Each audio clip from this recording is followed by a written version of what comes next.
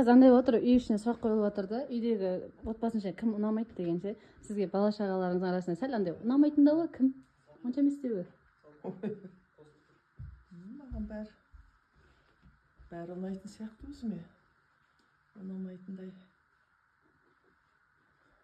Енді өзім балдарым бәрі жақсы ғой маған. Ұнамайтын ешкім жоқ, бәрін жақсы көрем. Бәрі апа деп сыйлап тұрады. Жаманы жоқ мен үшін. Бәрін жақсы көрем. Бәрі бірдей ма. Болды. Сізді Күлбаш ұнатпаймын дейді. Сізге кім ұнамайды? Маған кім ұнамайды деймін ма? Кім ұнамайды өзі маған?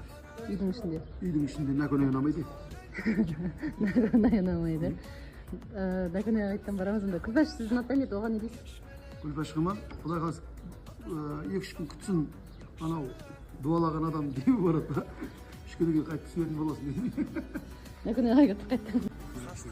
Нұрболат, Наконай аға сізді ұнатпаймын дейді. Ал сізге кім ұнамайды дейді? Наконайға ұнамағаныма қуаныштымын. Маған вообще ешқайсысы ұнамайды. Апамен кәпілік ұнайды, қалған ұнамайды.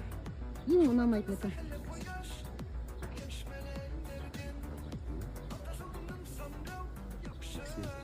Жексенге кетті бұнда.